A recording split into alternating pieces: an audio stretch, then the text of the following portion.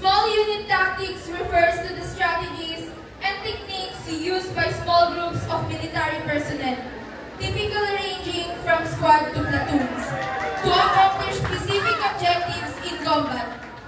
These tactics are focused on maximizing efficiency, maintaining control, and achieving success with limited resources and personnel. Here are some of the key principles of small unit tactics. Introducing the Samson College of Science and Technology 7-man team small unit tactics. Let me introduce to you the composition of 7-man team 1 squad. The lead scout provides long-range fire support and eliminates high-priority targets. Enemy commanders, machine gunners. They are trained in precision shooting and are positioned to support the team from a distance.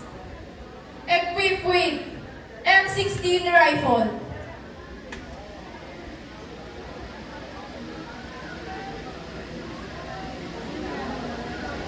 night vision goggles,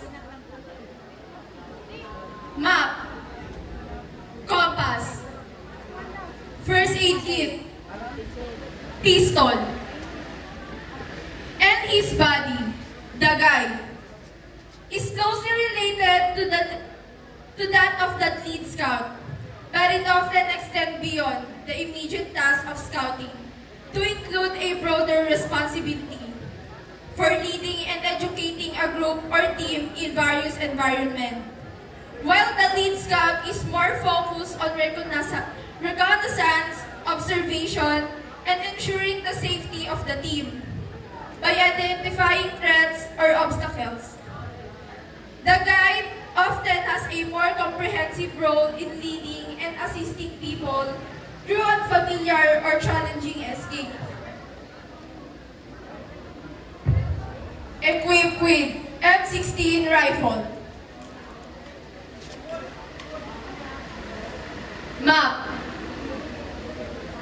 compass, GPS. The automatic rifleman. The automatic rifleman provides suppressive fire to support the team during movement or combat.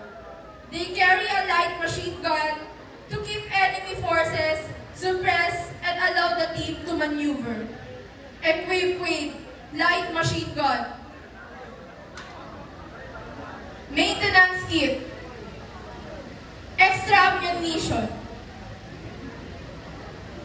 The team leader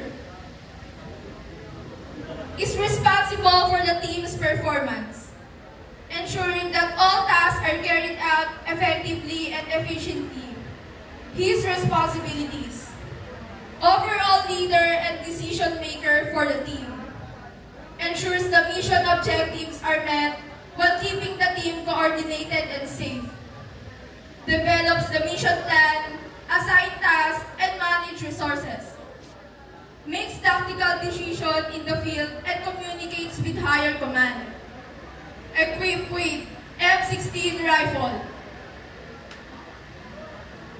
binocular, map, compass, GPS, pistol, radioman. The radioman is responsible for maintaining communication between the team and higher command or other units. This role is crucial for coordination and relaying important mission updates.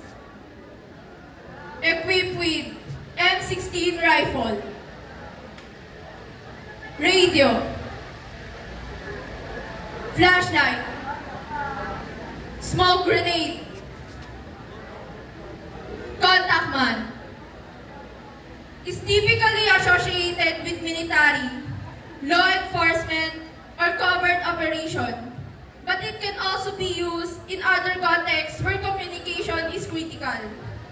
The contact man serves as the primary point of communication between different teams, groups, or individuals in a mission or operation.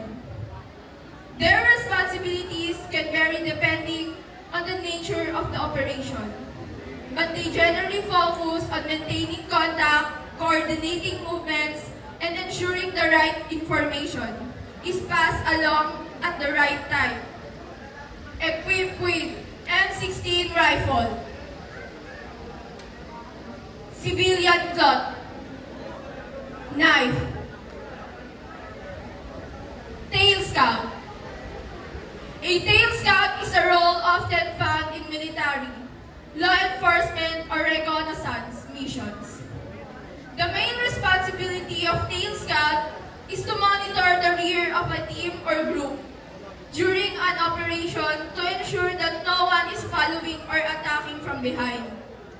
Their primary focus is on security and preventing ambushes, attacks, or surveillance from enemies or other hostile elements. The tail scout acts as the eyes and ears and the back of the group, keeping the team safe by providing early warnings or threats from the rear. Equipped with M16 rifle, first aid kit, trace remover,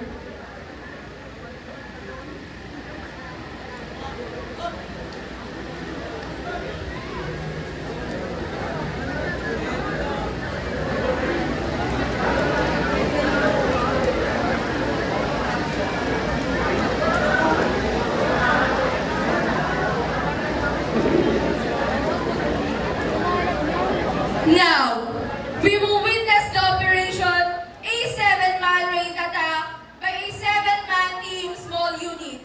It is a specialized operation designed for quick, effective strikes against a specific target, typically deep behind enemy lines or in high-risk environments. This type of attack focuses on stealth, surprise, and precision to neutralize threats, destroy critical targets, or gather intelligence, and then exfiltrate swiftly before the enemy can mount a successful counterattack. Here's how a 7-man team, small unit raid team would likely operate during a raid attack.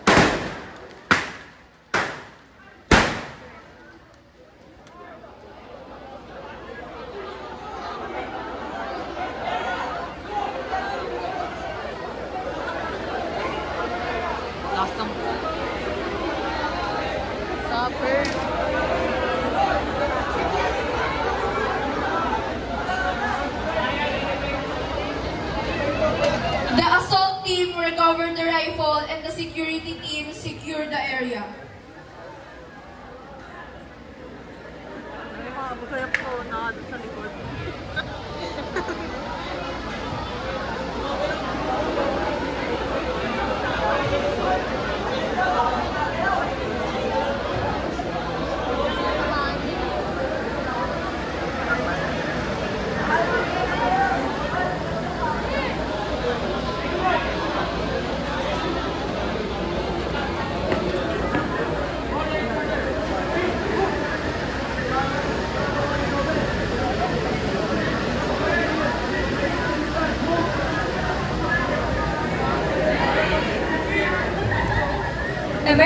Emergency Action Principle for Multiple Injury Situation. Objective: to provide a structured approach for managing multiple injuries in emergency situation to maximize survival and minimize harm. Triage: use the START, simple triage, and rapid treatment system. Green for minor, walking wounded, can wait. Yellow for delayed, serious injuries but not life-threatening, requires medical attention but can wait. Red for immediate, life-threatening injuries requiring urgent care. Black for decreased or expectant, no sign of life or injuries incompatible with survival. Airway, breathing, and circulation for critically injured victims. Life-saving interventions. Open the airway using the head tilt, chin lift, or jaw thrust maneuver. Check for breathing and administer rescue breath if necessary. Provide oxygen if available. Control severe bleeding using direct pressure, elevation, or a tourniquet if bleeding is uncontrollable.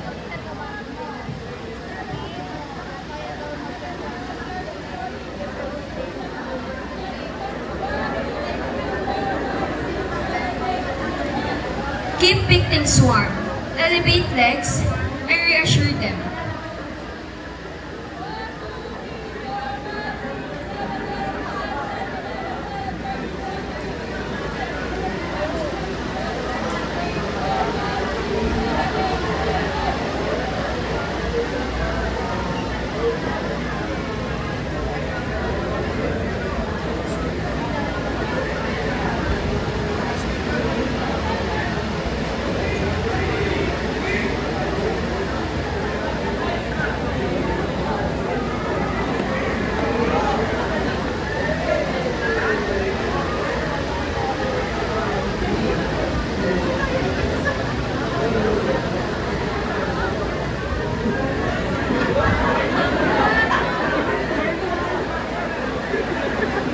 Bali nila yung ano.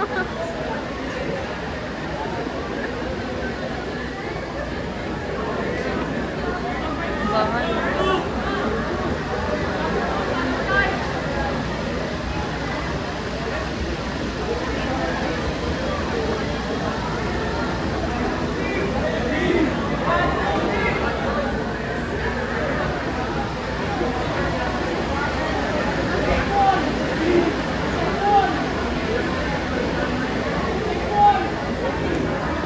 They are now using a fatigue to transfer the patient to the hospital.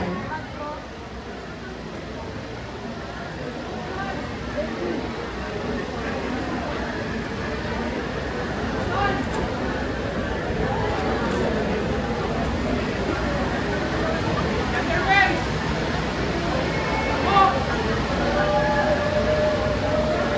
will now proceed to the next scene. The medic will demonstrate how to use a triangle bandage to create an underarm sling. They will start by positioning the injured arm across the chest.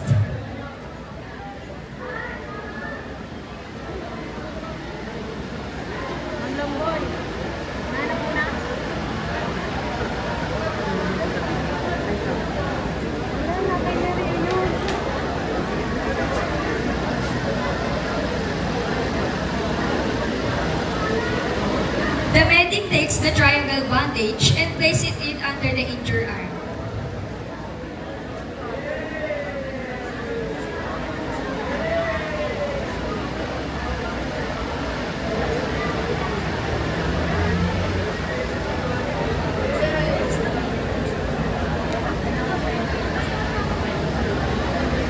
The medic brings the two ends of the underarm sling up around the back of the neck and ties them surely in a knot.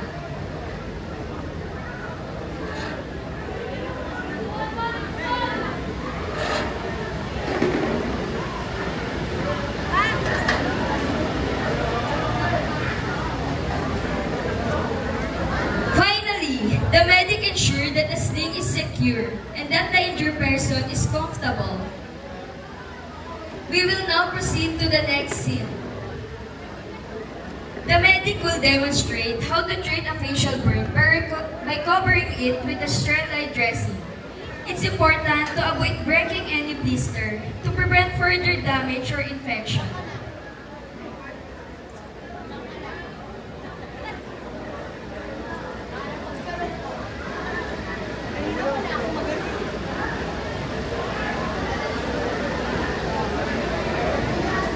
They will start by assessing the severity of the burn.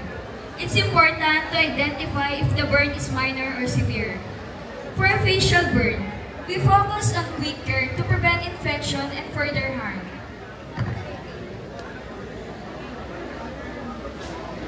The medics secure the sterilized dressing in place to prevent any contamination and to keep the burn protected.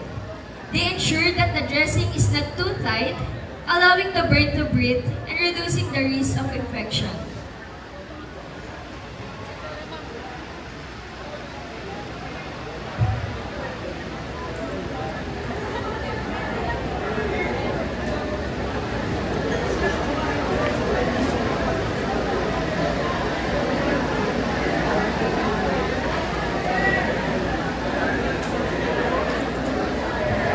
We will now proceed to the next scene. The medic will demonstrate how to manage a bullet wound on the left thigh. The focus will be on applying pressure to control bleeding using tourniquet and ensuring proper care.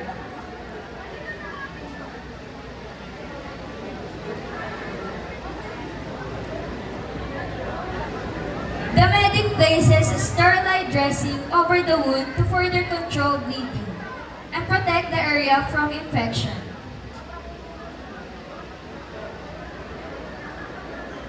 They secure the dressing with a bandage, ensuring it is tight enough to stay in place but not too tight to cut off the circulation.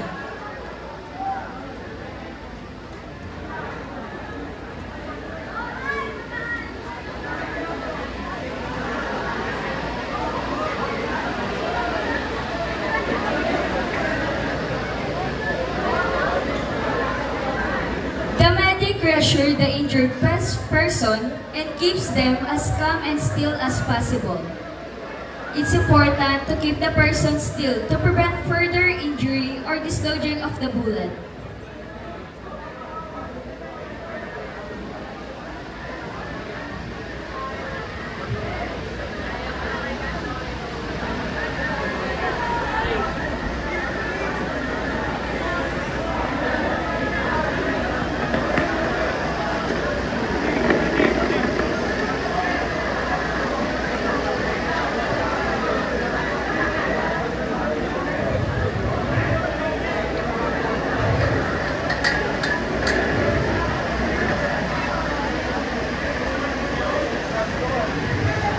Ladies and gentlemen, this ends the presentation of the SCST ROTC, Emergency Action Principle for Multiple Injury Situation.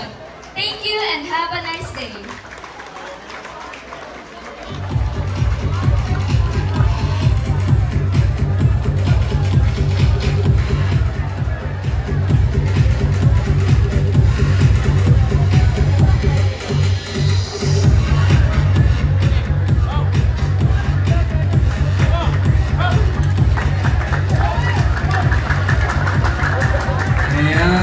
Maraming salamat po from the ROTC Uni. Muli po, pakipalakpakan naman natin sila.